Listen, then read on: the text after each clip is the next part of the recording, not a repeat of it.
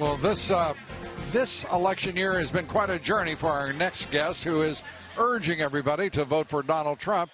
He originally supported Ted Cruz. Family Research Council President Tony Perkins making an impassioned plea last week at the Republican National Convention.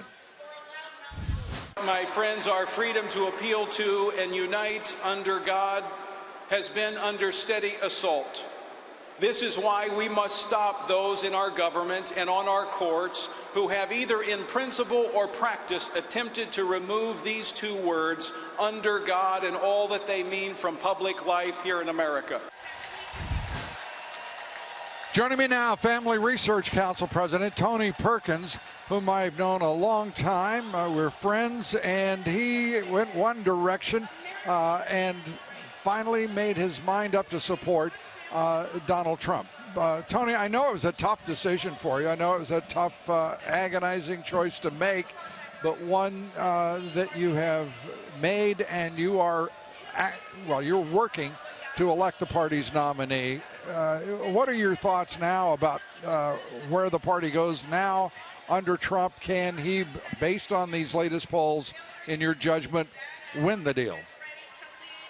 Well, good evening, Lou, and let me just say that I'm speaking on behalf of myself and not any of the nonprofits that I lead in terms of my support of Donald Trump. But let me answer your question. I think Donald Trump, as I was predicting would happen, came out of last week's convention with a unified Republican Party. Certainly there are some who still are concerned, and as you pointed out, many were not with him at the beginning. But it comes down to really two choices. You can choose Hillary Clinton or Donald Trump. If you don't support Donald Trump and you stay home, and this is the message that I'm communicating to conservatives, if you stay home and don't vote, that is, in essence, giving support to Hillary Clinton. And we know what she'll do. She'll continue the 8 years we've had of Barack Obama.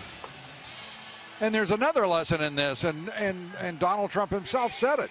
You know, if you don't want to participate, George W. Bush, if you don't want to participate, Jeb Bush, John Kasich, whomever, and you do not support the nominee, he's going to win it anyway. And it looks like he knew what he was talking about, right?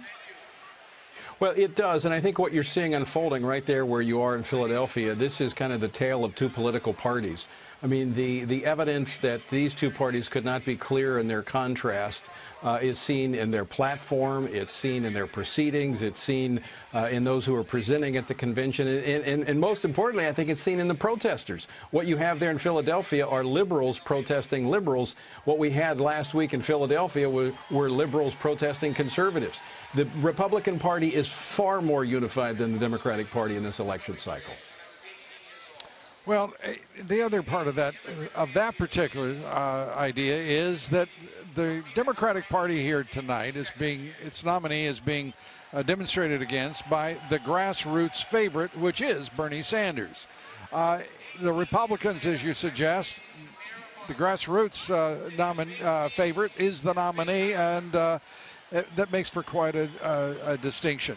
The Democratic National Committee, these emails, to the degree that you've seen them and looked at them, how big a problem is the DNC in itself, and how much trouble does that create for the nominee? We got about 30 seconds.